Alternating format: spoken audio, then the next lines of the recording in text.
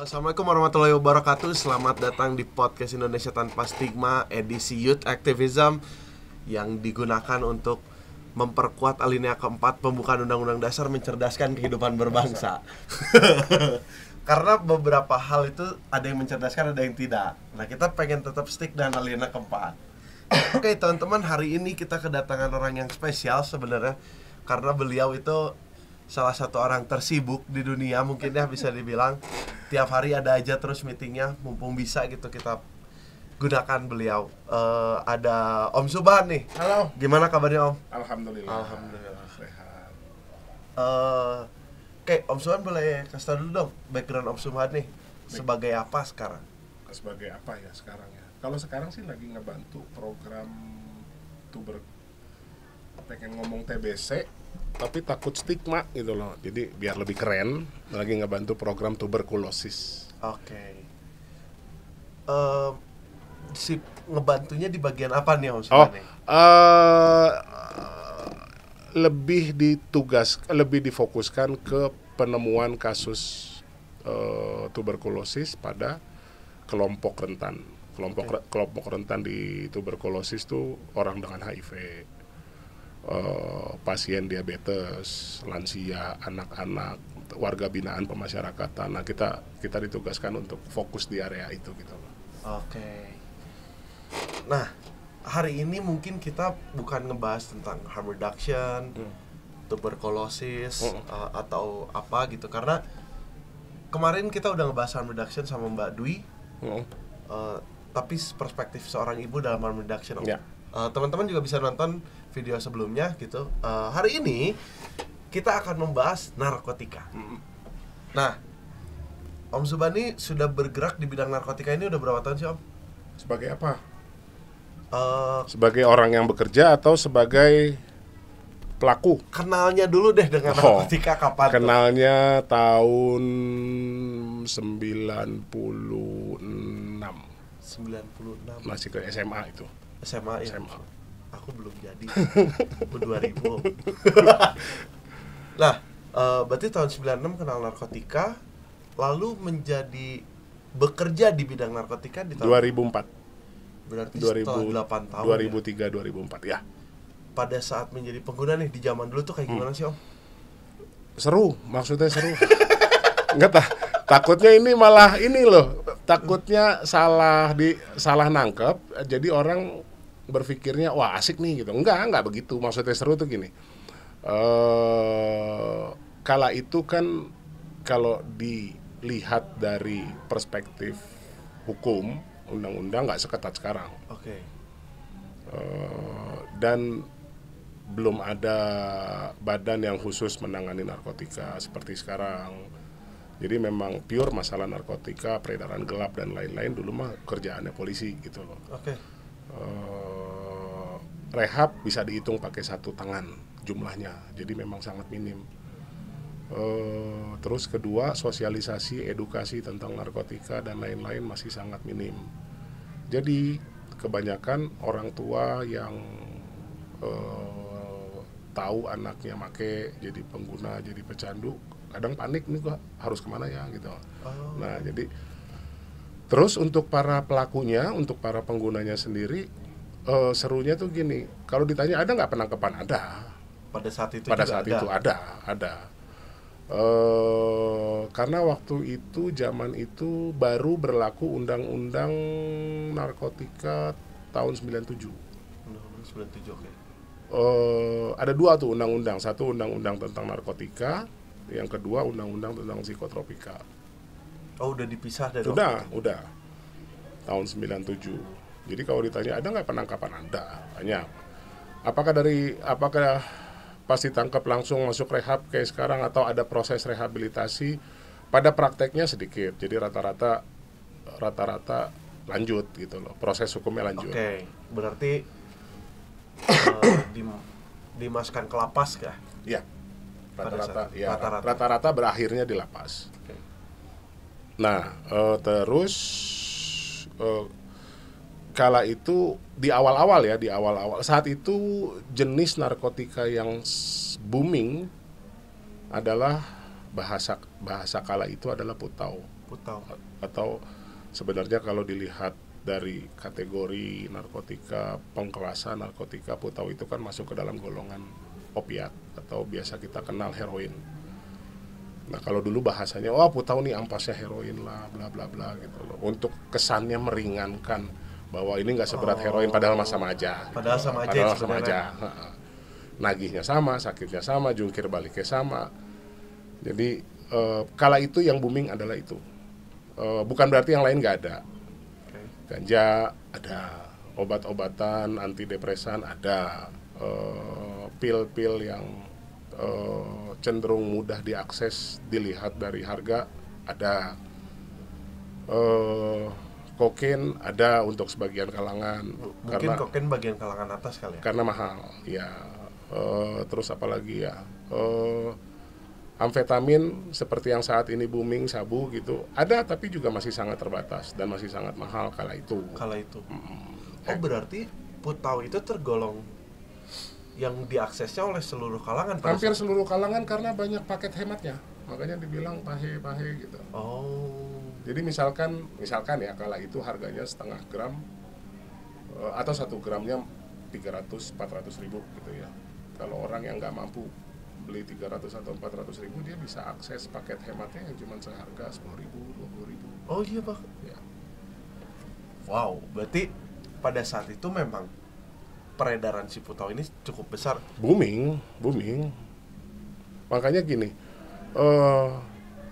saking boomingnya ya, yang gue lihat dampaknya sampai sekarang adalah baik dari kebijakan narkotika, baik dari program rehabilitasi narkotikanya, baik dari pendekatan-pendekatan yang dilakukan terhadap upaya penanggulangan narkotika, yang gue lihat ya, sangat berorientasi pada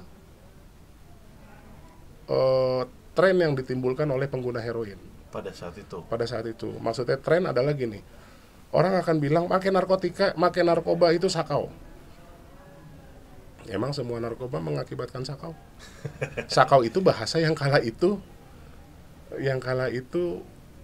umum digunakan. Iya, umum digunakan. Tahu singkatannya? Aku nggak tahu malah. Aku taunya sakau aja. Sakit karena putau.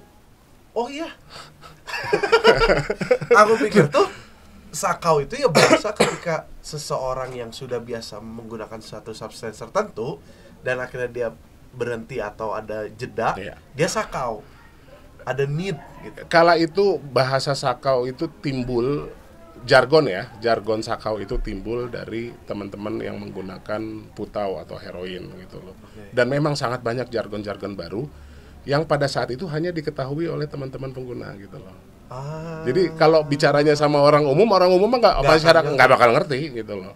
Kode lah itu kayak kode, cuman kita udah paham, sesama pengguna atau sesama pelaku tuh biasanya udah paham.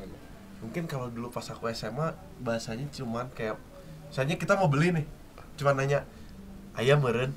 Itu juga udah menjadi mungkin di tiap kalau di angkatan aku. Iya, mungkin kalau di tiap daerah ada penggunaan jargon dengan bahasa daerah tersendiri ya.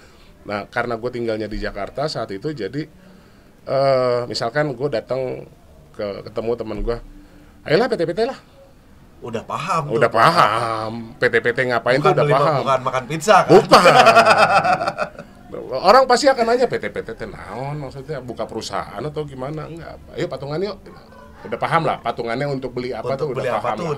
Udah kekunci lah. Udah. Nah, berarti menarik juga karena kalau aku ngebandinginnya dengan di zaman aku waktu SMA gitu, karena ya mungkin sama ya, aku sama Om Suban baru tahu drugs itu kan lagi SMA. Ya. Pun sama dengan aku, dengan timeline yang berbeda aja kan mungkin. Ya.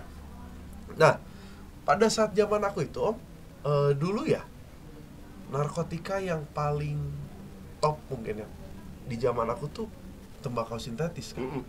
Pada saat itu 2016-17 tuh kayak kita bisa beli di Instagram aja gitu. Ada Instagram apa nama biasanya, Mary 420 atau dan lain-lain itu pada saat itu, dan menjadi tren pada kala itu sehingga semua sekolah punya bandarnya sendiri. Nah, kalau zaman Om Suman belanja gitu gimana tuh? Sama, Taunya kurang lebih sama ya. Jadi gini, banyak teman-teman pelaku pengguna ya saat itu, termasuk gue sendiri mungkin ya, kala itu sempat berpikir, wah kebutuhan makin hari makin tinggi nih gitu. Jadi misalkan sehari kebutuhannya harus pakai yang kalau dirupiahin 50.000, dan saat zaman itu 50.000 kan udah sangat besar. Udah besar banget. Kalau ada duit lebih dikit, katakanlah nabung, bukan nabung ya, tapi beli yang 1 gram atau setengah gram. Nah nanti dari setengah gram atau 1 gram tuh kita bagi-bagi sendiri tuh, kita jadiin paket hemat. Jadi kayak jadi pengedar kecil-kecilan untuk yang keuntungannya sebenarnya bukan duit juga, karena kita pelaku ya. Keuntungannya untung pakai gitu loh. Seenggaknya ada untuk beli lagi lah. Ada yang bisa gue pakai tiap hari gitu loh. Nah yang kayak gitu-gitu. Kalau ditanya ada apa enggak, ada. Cuman gini loh. Ibarat kita udah tahu nih pusat senternya di mana. Murah, kualitas bagus, jumlah terjamin. Maksudnya jumlah terjamin, ada yang bilang, gue mau beli 0,1 gram. Katanya 0,1 gram. Tapi begitu dilihat, ya ini mah paling boro-boro 0,1 gitu loh. Nah, banyak tuh yang begitu-begitu gitu loh. Ada yang dibawa kabur, banyak lah. Jadi istilahnya yang zong, yang hoax tuh masih saat itu banyak juga. Tapi kalau tempat-tempat yang memang mulai dari kualitas, harga, sama takaran, itu ada senternya. Jadi misalkan daerah Jakarta Pusat, daerah di setiap wilayah, kalau di Jakarta ya, Jakarta Selatan, Jakarta Pusat, Jakarta Barat, Timur, Utara, itu orang udah tahu tuh senternya di mana. Oh kalau Jakarta Pusat gue perginya ke daerah sini Jadi udah dari mouth to mouth aja, udah mulut ke mulut orang-orang tahu. Tapi kalau ditanya di tiap sekolah atau di tiap kampus ada nggak pengecernya? Banyak. Ada aja. Cuman pusatnya yang pasti bukan di sekolah kan gitu. Iya. Karena itu tuh cukup unik menurut aku, Om, si perihal drugs ya. Karena ya mungkin buat aku drugsnya memang berganti. Tapi sistemnya selalu sama gitu. Sistem apanya nih? Sistem bandar yang ngasihnya, target jualannya ke siapa, itu selalu kayak template gitu. Kayak drugs itu nyerangnya ke anak sekolah dulu deh, anak SMA. Iya. Itu pasar yang paling mudah untuk diakses bandar. Untuk diakses. Kenapa dibilang pasar yang paling mudah? Satu, itu masa di mana. Tapi kalau ngelihat dari itu masa di mana secara emosi, secara ini kita lagi kenceng-kenceng itu, lagi apa istilahnya ya, speed kita tuh lagi kenceng, lagi membara lah, jiwa muda membara, apa juga hayu lah gitu ya, kasarnya gitu. Biasanya kalau udah umur 38 ke atas udah mulai berpikir 2 kali nih, apalagi udah berkeluarga ya. Nah itu udah berpikirnya mungkin lebih dari 2 kali. Tapi kalau ngelihat tren sekarang dengan pola penggunaan, kasarnya gini, Kenapa tadi gue bilang banyak kebijakan, ada beberapa kebijakan kah? Apakah bentuknya kebijakan, apakah bentuknya metode pemulihan, program rehabilitasi, apakah bentuknya peraturan perundang-undangan? Banyak yang masih berorientasi pada akibat yang ditimbulkan oleh heroin. Kenapa gue bilang kayak gitu? Kasarnya gini, heroin itu kan masuk ke dalam golongan depresan. Dia opioid. Dia golongan opioid. Dia itu menekan kinerja otak yang katakanlah maksimal 10 gitu ya. Dengan heroin maka dia akan ditekan menjadi 5 katakanlah. Jadi memang orang tenang aja bawaannya. Skut aja gitu. Beda dengan katakanlah yang saat ini booming sabu. Sabu itu stimulan. Iya. Yang satu neken, yang satu naikin. Dan pengguna sabu pun, kalau yang gue lihat, tolong koreksi kalau gue salah, pengguna sabu rata-rata orang-orang yang produktif, orang-orang yang bukan pengangguran gitu. Yang kerjanya itu menuntut mereka 24 jam. Yang menuntut kebugaran tubuh, yang menuntut kesegaran, yang menuntut fit gitu. Nah itu banyak pengguna. Kalau heroin dulu bukan penggunanya nggak produktif, tapi kalau dia udah pakai heroin jangan harap dia bisa produktif. Oh, oke. Paham, paham, paham, paham. Kurang lebih gitu. Kenapa? Satu, kalaupun pada saat dia, kasarnya gini, katakanlah saat gua pakai pertama kali itu gua sudah bekerja. Kalau gua udah masuk ke dalam fase ketergantungan, pilihannya cuma dua, antara gua yang berhenti sendiri atau gua dikeluarin. Karena dampak yang ditimbulkan dari si heroin. Nah, itu juga menarik Om Sobat, karena dulu aku sempat, ya mungkin pas sudah aku SMA sih udah mulai dikasih taunya mulai dengan segala penjelasannya. Cuman kalau waktu itu pas aku masih kecil gitu, aku dikasih taunya orang yang pakai putau itu udah tanda tangan mati ya. Ya, ada yang bilang gitu. Ada yang bilang gitu. Pada saat itu ada yang bilang gitu. Ketika aku ngomongin itu, ya waktu itu sih orang tua aku nggak ngomong ya hal kayak gitu, cuma bilang drugs nggak baik karena ada resiko buruk dibanding resiko baiknya. Lebih banyak resiko buruknya dibanding baiknya. Cuman ada bahasa seperti itu. Sedangkan waktu itu Om Sobat pakai apa? Putau. Dan buktinya masih hidup kan? Masih dikasih kesempatan. Nah pada saat itu tuh berarti se-mainstream itu kah sehingga orang-orang udah yang lu make ya udah lu siapa yang matinya gitu. Iya, persepsi dari orang seperti itu udah lumrah ya. Karena gini, pola penggunaan putau kala itu kan pada saat awal-awal putau pada saat awal-awal putau itu mudah diakses dan kemudian banyak yang akses, semua orang masih menggunakan dengan cara hisap. Oke. Dibakar, asapnya yang dihisap. Semakin kemari, toleransi dosis kan makin naik. Iya. Kalau hari ini 0,1 bertiga mabok semua, mungkin 2-3 hari ke depan 0,1 saya sendiri baru bisa mabok. Udah nggak bisa bertiga lagi nih gitu loh. Nah akhirnya banyak, karena saat itu edukasi sangat minim ya, jadi banyak yang menjadi dokter based on percobaan. Oke. Ya, dalam tanda kutip bukan profesi. Bukan profesi. Bukan. Dokter dalam tanda kutip. Dokter dalam tanda kutip berdasarkan coba-coba sendiri terhadap tubuhnya sendiri. Banyak yang bilang ya udah pakainya disuntik aja. Karena suntik enggak, dosis yang dibutuhkan dengan cara suntik tidak sebanyak dosis yang dibutuhkan dengan cara hisap. Jadi kasarnya dengan modal sedikit maboknya sama. Nah, banyaklah yang beralih ke penggunaan dengan cara suntik. Alhamdulillahnya gua itu orang yang takut jarum. Oke. Jadi dibujuk sekeras apapun, gua lebih memilih enggak. Bukan karena enggak mau dapetin efek maboknya, takut sama jarumnya. Jadi kalau ditanya pernah nggak ketemu kasus overdosis depan mata? Pernah. Bukan overdosis, alhamdulillah overdosisnya gagal, jadi nggak meninggal gitu. Cuman pernah nggak ngelihat orang kolaps gitu ya, jarum masih di tangan dan lain-lain? Pernah. Dan itu pemandangan yang sangat menakutkan buat gua. Makanya gue lebih memilih untuk enggak deh. Aku nggak tahu ya tingkat poten atau berbahayanya, mematikannya gitu. Dibakar misalnya, katakan aku menyuntikannya dengan dosis 0,2 gram ya. Bahayanya lebih bahaya aku nyuntikin 0,2 gram atau aku ngebakar 0,5 gram? Bahaya terhadap kondisi kesehatan. Nah, kalau terhadap kondisi kesehatan sebenarnya sama. Oke. Ya, maksudnya gini loh, bukan berarti penggunaan dengan cara hisap tidak punya risiko kesehatan, pasti punya. Karena zat apapun yang Anda konsumsi, nggak usah kan narkotik, makanan. Iya.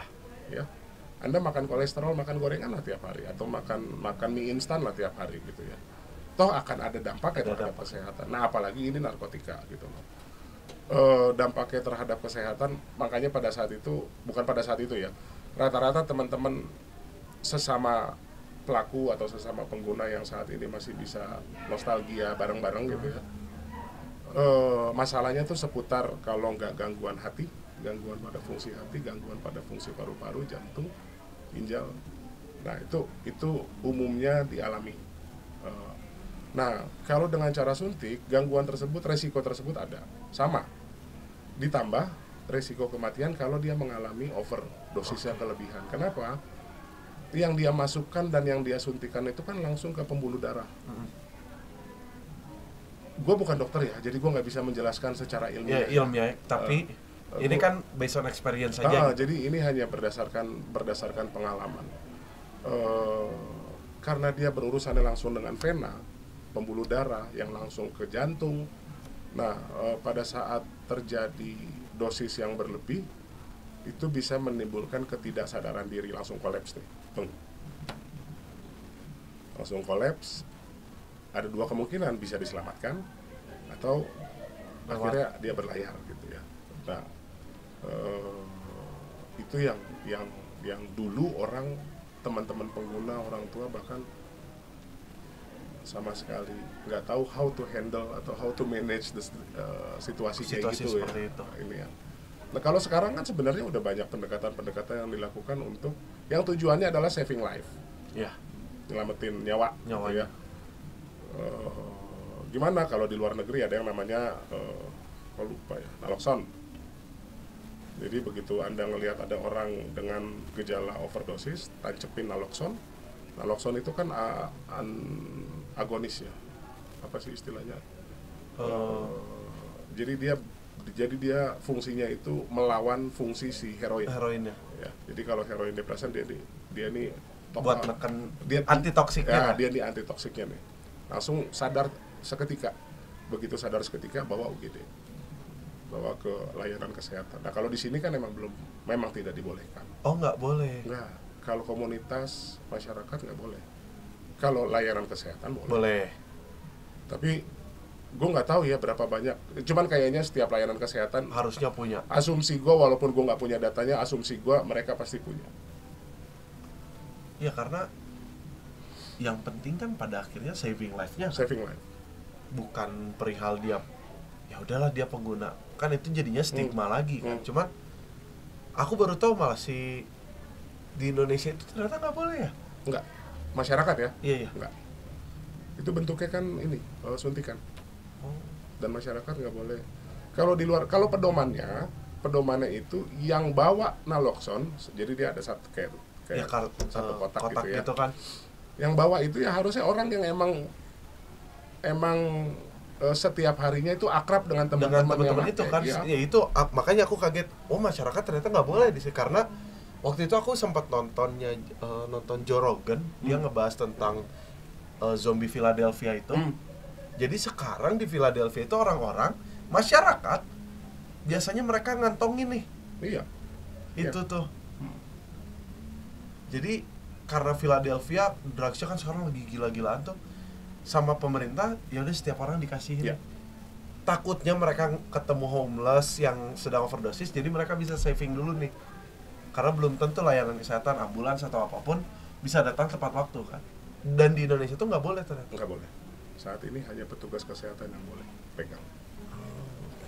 Okay. Jadi dilemanya adalah bukan dilema, sorry. Gua harus bilang bahwa banyak justifikasi, banyak yang memberikan justifikasi. Sekarang kan kasus nyuntik sedikit, bahkan hampir nggak bisa kita temui kasus nyuntik. Ya, nyuntik heroin mungkin sedikit karena heroinnya nggak ada. Tapi kalau yang disuntikin zat lain, yang kita perlu perhatiin kan perilakunya nih, perilaku. Betul. Cara pakai suntiknya ini yang masih cukup beresiko gitu. Jadi ini yang nggak tahu ya, mungkin masih perlu dipertimbangkan. Dan ini yang masih sampai saat ini masih coba kita advokasi bareng-bareng. Itu juga jadi menarik karena ya itu sekarang banyak orang yang bilang IDU itu angkanya sedikit gitu sekarang. Injected drug user tuh dikit gitu. Tapi pada saat itu beberapa teman aku pun ada gitu. Jadi sedikit tapi ini anak-anak ada kok. Ada. Jadi buat aku bukan sedikit mungkin, tapi lebih ke nggak ke detect aja. Iya. Kasarnya gini. Di tahun-tahun harm reduction itu masuk ke Indonesia kan pilotnya itu underground. Karena kebijakannya belum ada. Kenapa? Salah satu komponen harm reduction yang cukup bisa menimbulkan pro kontra adalah layanan alat suntik steril. Ya. Kalaulah program ini disosialisasikan secara luas masif. Orang tahu bahwa wah, tugas Anda salah satunya adalah memberikan alat suntik steril ya ke teman-teman yang mau menggunakan narkotika. Berarti Anda melegalisasi penggunaan narkotika ya. Nah, asumsi ini kan sama seperti kasarnya gini lah. Waktu peringatan Hari AIDS sedunia di salah satu kampus di Jakarta, saat itu ada yang bagi-bagi alat kontrasepsi. Besoknya di demo. Oh iya. Ya. Bukan kampus ya, bukan yang iya, bagiin. yang membagikan. Ya itu makanya tadi kan kata Usman, itu juga menarik itu ketika las itu ada, orang-orang punya persepsi bahwa oh ini kenapa jadi ngelegalin orang-orang menggunakan narkotika, jadi membolehkan jadi gitu, memperbolehkan gitu. Sedangkan itu pun sama ketika ada teman-teman yang bagi-bagi kondom, mereka bilang oh ini apa memperbolehkan free sex atau bahkan ada yang mengglorifikasi free sex, padahal misi utamanya kan kesehatan teman-temannya ini nih. Betul. Bukan si itunya gitu. Ini yang menurut gua gimana ya bilangnya ya. Gua agak sedikit harus berpikir lebih dari 2 kali nih untuk takutnya statementnya salah gitu. Takutnya ditangkapnya salah. Takutnya ditangkapnya salah. Jadi ini yang kalau kita melihat peraturan Menteri Kesehatan, alat kontrasepsi atau kondom itu termasuk alat kesehatan. Ya. Bisa alat untuk pencegah kehamilan, bisa alat untuk pencegah penularan penyakit penular seksual. Nah, gue pernah melihat di satu stasiun TV ya tayangan tentang, kan banyak tuh tayangan-tayangan penegakan hukum ya. Gue nggak mau sebut acaranya. Iya, ada itu yang lagi yang ngegerebek, lagi nongkrong lagi nongkrong. Nah, waktu itu stasiun TV itu menayangkan penggerebekan di salah satu panti pijat. Oke. Ya. Udah disiapin, jadi dari luar tuh udah disiapin, ada yang ngamerain, ada yang videoin gitu ya. Nah, begitu dia terobos salah satu kamar, dua-duanya kondisinya nggak telanjang loh. Si konsumen sama si pemberi layanan pijatnya, si terapisnya, kondisinya tidak telanjang, pakai pakaian lengkap. Tahu apa yang diambil? Kondom. Sebagai barang bukti. Ini dijadikan salah satu alat bukti bahwa telah terjadi tindakan prostitusi, dugaan tindakan prostitusi. Kurang lebih kayak gitu. Terus gue berpikir, kenapa yang di minimarket dibolehkan? Iya kan jadinya gitu, jadi pertanyaan. Anda bisa akses itu di mana aja kok. Kasarnya gitu kan. Kenapa yang di sana diperbolehkan? Atau sederhananya gini. Waktu itu gue pernah dirazia karena plat motor gue itu plat motor bikinan. Jadi gue bikin sendiri. Oke, ya. Kalau bikin sendiri kan nggak ada stempel kepolisian. Tangkaplah dan ketahuan bahwa itu bikinan. Terus gue nanya, kenapa tukang plat nomornya nggak ditangkap? Nah, itu yang menjadi pertanyaan dalam hati gue gitu loh. Jadi sebenarnya pertanyaan terbesarnya ini yang disasar sebenarnya siapa sih? Orang-orang yang memang hanya orang-orang yang ada di posisi konsumen langsung, atau orang-orang yang menyediakan, gue nggak bilang produsen, tapi orang-orang yang menyediakan atau menciptakan pasar sehingga terciptalah beberapa konsumen-konsumen yang mengakses. Nah ini yang kalau di isu narkotika, gue ngelihatnya kalau kita bicara dari sisi kesehatan ya, kasarnya gini. Kalau satu desa, gue bicaranya dari desa ada lingkup paling kecil.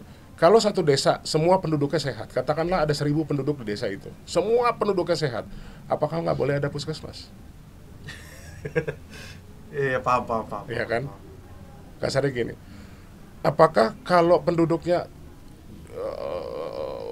pada saat ramai COVID di sana nggak ada yang kena COVID? Pada saat ramai TBC di sana nggak ada yang kena TBC. Pada saat ramai demam berdarah, boro-boro demam berdarah, nyamuknya pada takut.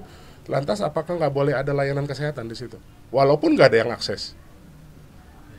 Kalau kesehatan menurut gua pendekatan layanan kesehatan itu kan seharusnya tersedia, sudah menjadi kewajiban tanggung jawab negara untuk menyediakan, untuk menjamin layanan kesehatan gitu ya. Jadi ada atau nggak ada pasien. Ya. Sekarang kalau kita bicara dari perspektif teman-teman pengguna nafsa suntik gitu ya, yang butuh layanan harm reduction misalnya, kalau pengguna nafsa suntiknya udah nggak ada, apa layanan harm reductionnya harus dihapus? Enggak dong, harusnya tetap ada. Karena ada. sudah menjadi tanggung jawab negara kan sebenarnya untuk menyediakan, menjamin dan melayani orang-orang yang mungkin butuh, meskipun hanya satu orang gitu. Nah, yang menjadi tantangan terbesar adalah pada saat hampir semua jenis layanan itu dikonversi dengan angka. Oke. Maksudnya dikonversi ke dalam bentuk angka adalah, oke, silakan Anda buka layanan harm reduction di daerah Anda, tapi gue targetin setiap bulan ada 200 orang ya yang mengakses layanan. Kalau nggak nyampe 200 selama 3 bulan berturut-turut, gue tarik. Kan itu dikonversi namanya kan. Iya. Berarti apa bedanya dengan silakan ada dokter di desa tersebut, tapi tiap bulan harus ada yang kena DBD ya. Gue minta ada 10 orang yang kena DBD. Nah, buat gue pada saat kesehatan dikonversi ke dalam bentuk angka itu udah cukup. Iya, udah absurd gitu. Absurd gitu. Jadi yang Anda pentingkan ini masalah kuantitasnya atau masalah kualitasnya. Dan Indonesia kan saat ini Indonesia masih merupakan salah satu negara penerima donor. Ya.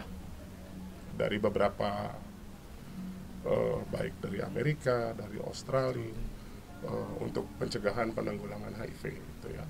Dan dan donor terbesar masih dipegang oleh donor yang namanya Global Fund, itu adalah kumpulan dari beberapa negara, kumpulan dari negara-negara, sumbangan dari negara-negara.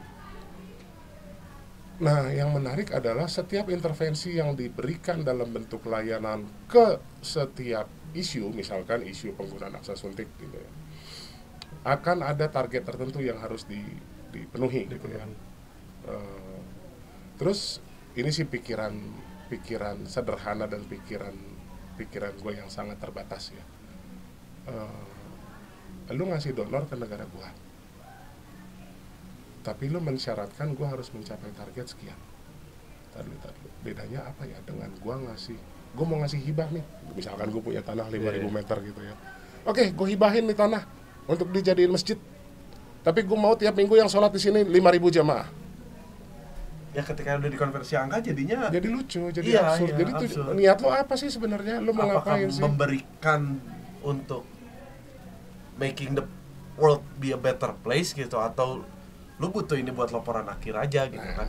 Atau lu cuma pengen nambah portofolio lo biar kelihatan lebih keren bahwa lo telah membantu gitu. Nah, ini yang sampai saat ini masih terjadi, apa ya, kalau beberapa orang bilangnya masih terjadi yang satu menjalankan, yang satu kritik, ntar yang ini ngeritik, yang ini menjalankan, ya masih gitu-gitulah. Beda halnya karena waktu era gue masih ada di posisi konsumen, boro kepikiran kayak gitu ya. Boro kepikiran gue harus begini. Yang dilakukan pada saat itu, gue mengakses layanan kesehatan secara mandiri. Ada nggak yang gratis? Ada. Tinggal dibalikin lagi aja, mau apa nggak. Ada nggak kualitasnya? Gue bisa bilang ada. Kenapa? Karena gue penerima layanan langsung saat itu, dan gue merasa ada kualitasnya sehingga gue bisa ada di hari ini gitu. Oke. Nah, ini yang menurut gue sulit ditemukan di masa-masa sekarang. Bukan berarti masa sekarang nggak ada yang berkualitas, gue nggak bilang begitu. Tapi pada saat ini sudah menjadi booming. Semua orang bilang bahwa rehab adalah, orang masih beranggapan atau pemerintah saat ini masih melihat bahwa rehabilitasi adalah satu-satunya solusi tunggal dalam upaya penanganan penggunaan narkotika. Gua akan nanya balik, apakah hanya rehabilitasi yang bisa? Jadi gitu loh, apakah Anda tidak mempertimbangkan beberapa pendekatan lain yang tidak membutuhkan biaya terlalu besar, yang lebih persuasif, supaya orang memang tertarik untuk pulih, bukan orang dipaksa untuk pulih. Ya itu juga, ya itulah kalau aku ngeliatnya gitu. Si narkotika tuh unik karena setiap orang tuh berbeda-beda kan jadinya ya. Ada pengguna ini, orang nggak pakai juga nggak masalah kok. Iya. Tapi kalau ada pun orang pakai misalnya. Iya. Tapi ada orang juga yang pokoknya orang harus tiap hari harus pakai gitu kan. Jadi ada perbedaan. Nah terakhir nih Om, how's drug doing dengan hidup Om Suban sekarang? Dari yang dulu Om Suban lakukan. Tapi kalau gue bilang ada manfaatnya, dibilang jerumus sih. harusnya nggak begitu ya. How drugs doing? Kasarnya gini lah. Atau gue bicaranya dari dasar hukum deh. Ya. Ada nggak manfaat dari narkotika? Ada. Kenapa? Karena itu dijamin dalam undang-undang narkotika. Iya. Negara punya kewajiban menjamin ketersediaan narkotika. Berarti ada manfaatnya dong? Ada dong. Nah, ada mudaratnya nggak? Ada. Apabila itu disalahgunakan. Kebetulan pada saat itu bukan disalahgunakan. Apabila itu digunakan tidak di bawah pengawasan tenaga medis atau profesional medis. Nah, kebetulan pada saat itu gua menggunakan tidak di bawah pengawasan tenaga medis. Jadi banyak komplikasi-komplikasi yang terjadi pada diri gua. Dampak-dampak yang ditimbulkan. Kalau ditanya sekarang, masih mau nyoba nggak? Alhamdulillah, gue akan bilang kayaknya nggak dulu, gue skip dulu, gitu ya. Karena banyak hal lain yang harus gue pikirkan. Betul. Gitu loh. Berarti lo kapok dong. Kalau ditanya kapok, ya adalah kapoknya. Gimana? Gue nggak tahu ya. Gimana perasaan orang yang ada di, kalau dalam rantai apa tuh istilahnya, rantai kehidupan ya. Lo ada di titik terbawah, ya. Pada saat lu pelan-pelan ngerangkak naik, dan lu pernah ngerasain ada di titik terbawah tuh nggak enaknya gimana? Lu masuk ke keluarga, orang pada ngejauh. Lu masuk ke lingkungan sosial apalagi. Lu nggak diterima di sini, lu dicap ini, lu dicap ini. Sampai akhirnya lu bisa ngerangkak naik pelan-pelan. Dan nggak memperdulikan apa kata orang gitu ya. Kalau gua sih pada saat ini banyak pembelajaran yang diberikan oleh narkotika gua. Banyak banget pembelajaran untuk tidak kasarnya gini deh. Mengaksesnya lagi. Sederhananya gini, gue selalu gue akan pakai bahasa sederhana. Gue senang nonton film Godfather ya. Dan ada satu prinsip, make your friends close and your enemies closer. Jadi gimana cara lo ngenalin musuh lo? Kenalin lah, harus lebih dekat. Kalau lo mau nganggap narkotika musuh lo, ya silahkan lo bikin mereka. Gimana? Ya pelajarin lah. Setiap petinju, setiap kali mau bertanding, dia pasti mempelajari lawannya. Ya, pasti dia nonton. Dia akan nonton videonya nih, orang kebiasaannya gimana ya, kayak gitu-gitu. Dan setiap proses pembelajaran nggak harus.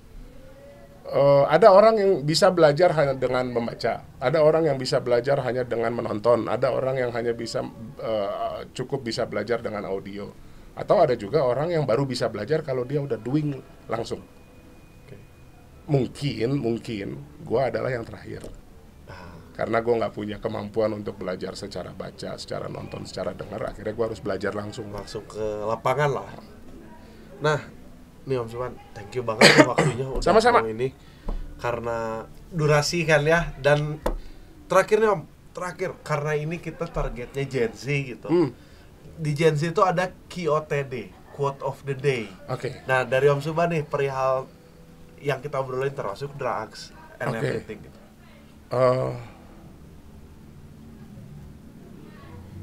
Terkait drugs ya, harus terkait drugs ya. Gue agak sedikit bingung kalau. Ya apapun itulah, makanya dari experience Om Suban. Kasarnya gini, kalau gua ya quote untuk teman-teman apa sih bilangnya Gen Z ya? Gen Z, teman-teman youth atau teman-teman Gen Z. Intinya gini, terkadang kita akan mencari gimana cara menuhin aktualisasi diri. Itu adalah kebutuhan tertinggi. Kalau quote of the day gue adalah nggak perlu lo peduliin apa kata orang, karena yang tahu diri lo ya cuman lo doang. Oke, terima kasih Om. Sama-sama, thank you ya. Thank you banget. Thank you banget. Oke, teman-teman, kita sudah di penghujung acara ini. Terima kasih udah menonton. Jangan lupa like, subscribe, dan share. Make this world a better place, teman-teman. All eyes on Rafah and the genocide. Terima kasih teman-teman. Assalamualaikum warahmatullahi wabarakatuh. Waalaikumsalam warahmatullahi wabarakatuh.